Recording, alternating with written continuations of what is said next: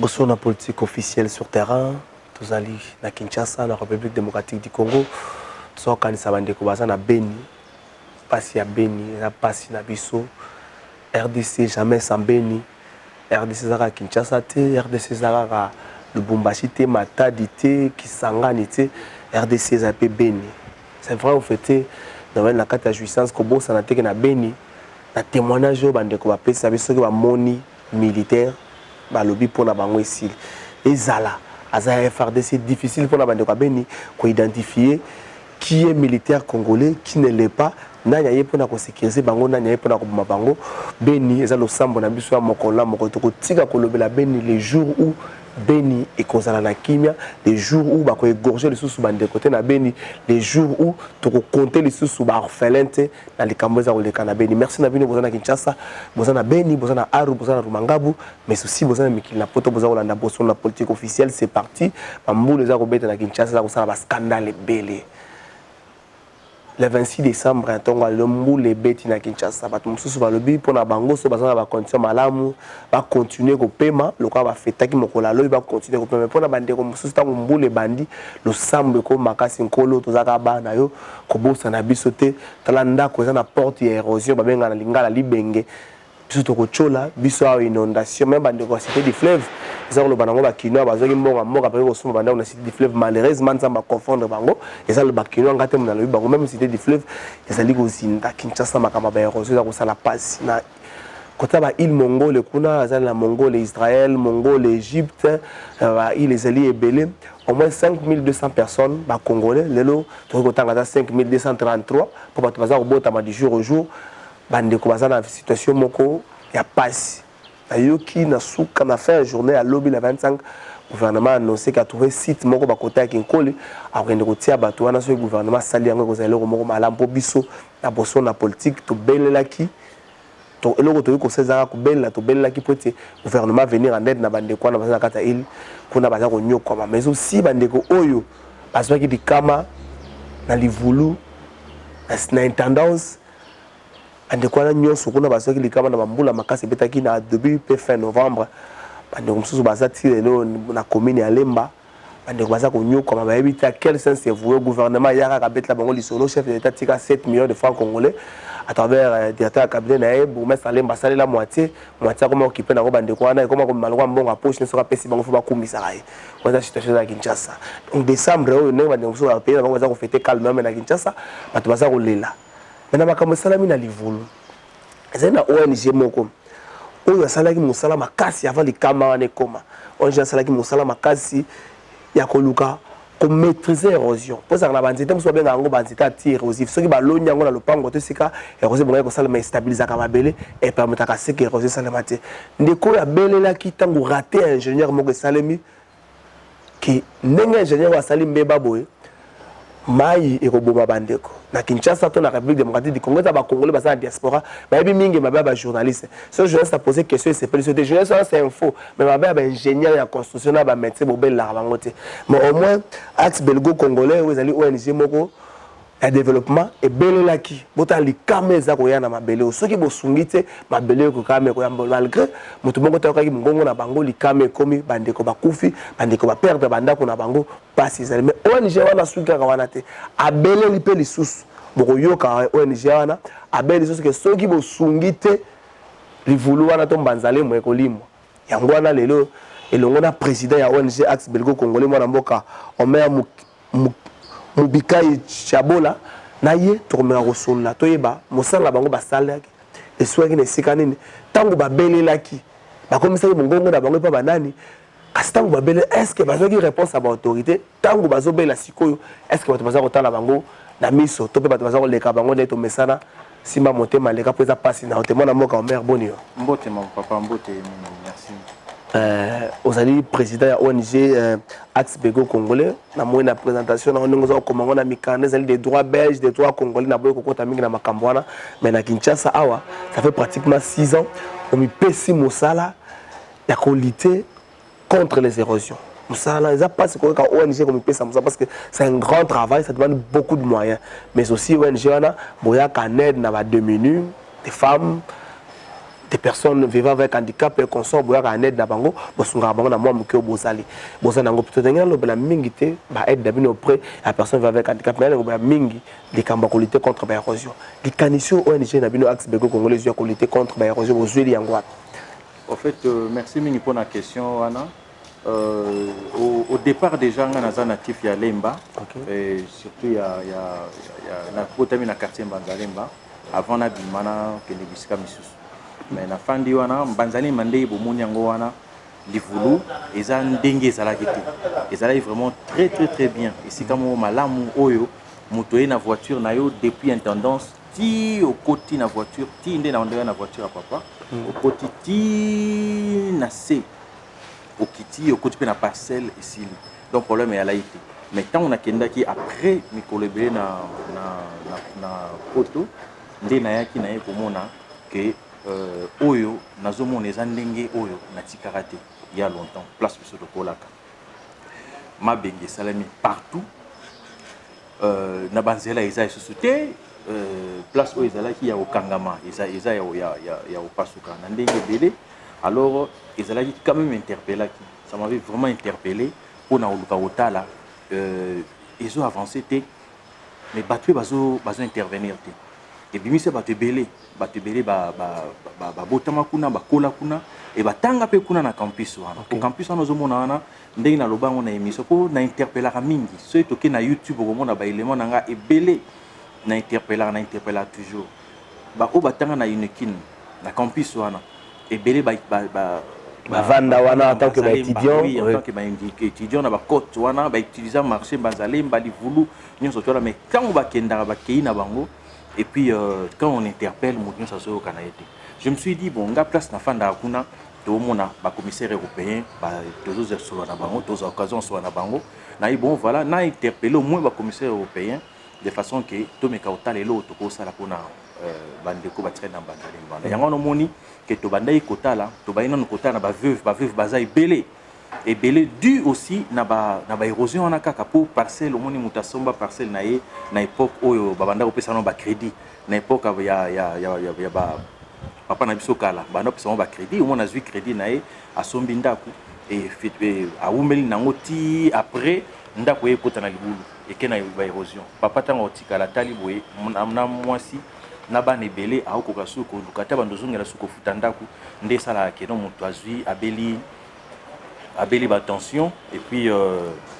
asali AVC et puis c'est fini moto akei donc ba veuve bazali ebele na côté wana du na eloko wana alors to bandé ko soit to eki to sali équipe na biso to komi ko travailler na bango ya koluka ko salaka de façon ya kolona ba bambu on a commencé par kolona ba bambu wana idée et c'est que zaki idée ya ko lutter contre les érosions nayaki d'abord quand on a commis liboso na fansi ba autochtone ba papa ba mikolo ya côté wana nyonso na fansi bango na ebisi bango idée na ngai to soli na bango ba sepeli ba o sala makasu ba sali ba ni nyonso tunde ba sala wana pa ba mwana na biso en tout cas to tikio apesi moka ko soke ne liboso voilà alors bango nde ba ebisa ngai ke moni place oyo eza place boye place oyo eza boye place oyo monseigneur Gilon na monseigneur Gilon oui o asalaka campus oui donc ceux qui Luc Gilon soko moni eza boye donc bayebi place nini ma ekendaka place nini do ba papa na nde ba fanisa ba ebisa ngai alors tant on atali na ngamo pe na zui na travailler yango na niveau ya ba ingénieur o to zalai na bango na équipe na ngai et puis to yo mona keno voilà et l'on to ko sala pona oluka ko remédier na eloko wana o etali ba érosion ndé place na yo ko to mona keno danger ezali makasi pona disparition ya côté wana Mbanzalemba livulu danger za makasi pona disparition côté wana mais danger en gros bizarrement elongoté par exemple ça a remonté il y a 6 ans passés le danger en gros elongoté c'est encore pire la situation et s'aggraver du jour au jour namboule bête donc ba Clovis odinga na balabala na bango érosion na pembeni donc danger situation changé donc 6 ans après musala na c'est du statico oui 6 ans après parce que au moni ezo senga ba moyen ebelé biso tozoya pona ko interpeller pour na ba oyo ba ko za ba moyen belé parce que tout ça là on a niveau Europe tout ça là on peut na niveau ya mboka na biso toza toujours qu'on interpeller. Et puis nakutana déjà na ba géologue ya Belgique, une société là moi étude na bango na on a découvrir que basi ba yaka na Kinshasa bayaka ba sala pe étude na bango ba présenter yango na présidence de la République o elekaka. Il y a sénateur Joseph Kabila ba présenter kai et dossier on ezala bloqué. Na lekaka pe na émission ya ndo na bino journaliste moko oyo na interpella kana loba que nazo lukana zo audience na président pona ko luka ko tina likambo ya dossier wana ya Manzalemba zela to bimisa sekango na libanda tango solangi na ba géologue belge tozo kwa totonga likambo ba érosion na baloba ki ne Kinshasa d'ici 2050 ekolimwa soki basali makasi te ekolimwa soki basali makasi te ekolimwa po bato wana bazana ba outillage makasi ya bakotika scanner kaka na mabele boye paf boye epesi ba détail nyonso asa mabele kuna. Donc Kinshasa d'ici 2050 soki discipline en termes de construction yete canalisation d'eau yete ya sérieuse Kinshasa ekolimwa eko banda pe na livulu ya côté na bino bana Banzalemba et bana Banzalemba pourquoi parce que eko na niveau ya campus kuna mai oyo ekitaka avec pression ekitati na niveau ya banini wana ole ekota na bakaniveau wana bakaniveau nyonso wana ezalaka bouché, tous ces caniveaux là ils a bouché et après sikoyo malheur lisusu eza que même temps on a talaki na ça expertise na wana au mona keno bato misu batonga likolo bakaniveau wana po na monseigneur bimba bato batonga likolo bakaniveau selon calcul oyo monseigneur Gilles asalaki ezalaki que mai wana so ekezo ke titre kota fleuve qui dans ces côtés fleuve on a batongi place wana ba construction anarchique on a pris l'une des causes mais le grand problème est ça que pour remédier nango pona pour créer canalisation ya bien de façon ya dégager maïwana pour créer un bassin de rétention d'eau pour créer maïwana en tout cas ce qui ndenge dossier zalaki dossier za nango wana mais siko dossier mususpect ko yozala nani na dossier mususpect ko yozala na nani na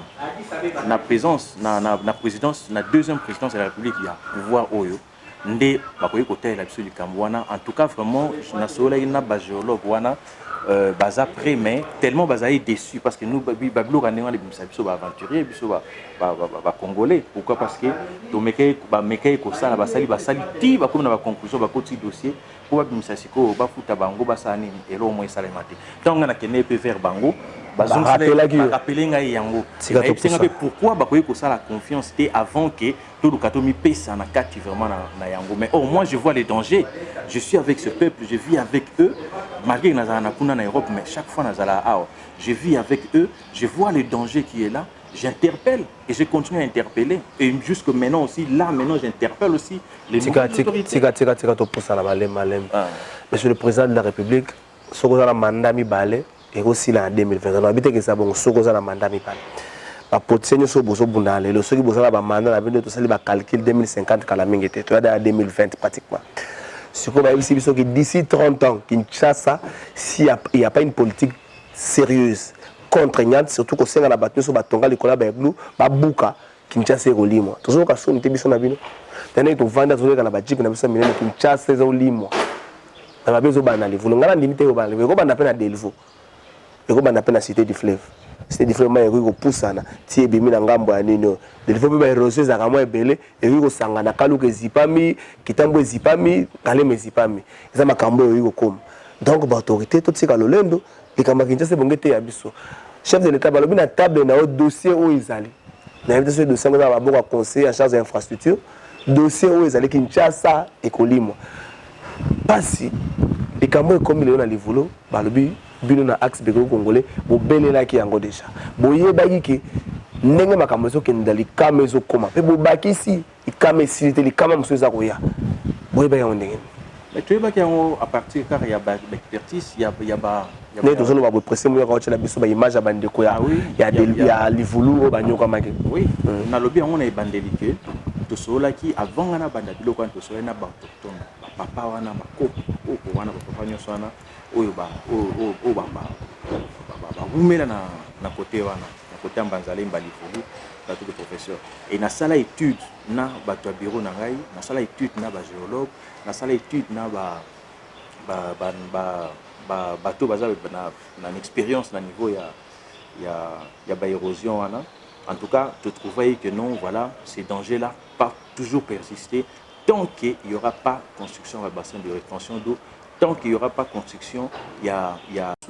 la place à niveau écoute en arrière côté on a côté place il y a écoutana nexi oyo et c'est les mails bosso et là qui mi balé écoutana qui beti canon et puis si mai été pour créer un zéla nango yango ne ba passer de rétention d'eau pratiquement à Kinshasa tout même na ba site érosif et ça la sous-souté. Oui, mais ça la sous-souté, mais il y a peut-être et créer toujours un problème. Il faut revoir parce qu'il y a vraiment ce problème d'érosion ça vraiment il y a blague ou bien il y a cause à la légère non. Ça demande des moyens, mais ça demande vraiment une volonté. Et cette volonté-là, moi, je trouve que cette volonté-là vient vraiment des autochtones. Les autochtones, au Baïbi, que non, voilà, Baron Bazawana, il y a quand même un intérêt, leur intérêt, parce que nous avons un axe congolais, intérêt à le bien-être de la population. Que la population puisse se retrouver, la population puisse aller bien. Il faut quand même que nous, si comme catastrophe ni auto salema éviter parce que auto éviter mais on le bim et que ça les malicieux oui et ça les malicieux les raisons on continue toujours à interpeller il y a un moni ba dom su to barawana tango ba tumsu baroya oye boye ko bongisa par exemple botala boye ignorer axe belgo congolais oye banda il y a 6 ans pour lutter sur yango bino voilà to na ba moyen de discuter yangwandi ba salaina ingénieur donc comme il a les voulu il y a un ingénieur à cela qui erreur et on même bokamuso à cela qui nino juste ando ça caniveau mon kezo ta likolo ti ekita na ingénieur entreprise n'est pas non mais wana beaucoup vérifier même l'investigation na bino ingénieur wana sala qui erreur à sala qui wana pourquoi parce que alinga ne peut yokaté aye parce qu'il y a un ingénieur aye bien ingénieur il y a ebimi il y a koti à saliner à salaire babeli lié ba lobeli lié ba interpeller mais au kaita lukia ça ya mai tant à sali yango ni sala catastrophe wana on pouvait éviter ça on pouvait éviter ba bloquer be na couper ça bino ma image ya batu ti le londe tozo oui batu musu bazana sama belé bazo bisa ba solo baza donc les vouloir pour vivre comme moi passé parce que batu musu bazana sama belé ba solo comme ko banga parce que tellement que batu belé ba lala ki boye ba se retrouver na kacha ya rave na sama belé ba kufi et bah tout le monde comme ceux qui moi mboule bêtise mboule banjo betara et l'équipe bandira de 6 heures ceux comme et comme 8 heures 10 heures bah bimi na banda et surtout pour na la mboule ya butwana bah voilà la sona banda kutu ko banda ko eza pemé na mabenga ba longwe parce que ba fissure ezali c'est OK parce que c'est to salier investigation bon mona keno ba fissure ezali wana do ba fandi boelelo ba fandi ba moni boeno pouf mabele ke mbula te hein mabele ke yi parti wana alors ba longwe wana je reconnais encore na on a lobby le Cambouya multiplication il y a ba veuve na ba orphelin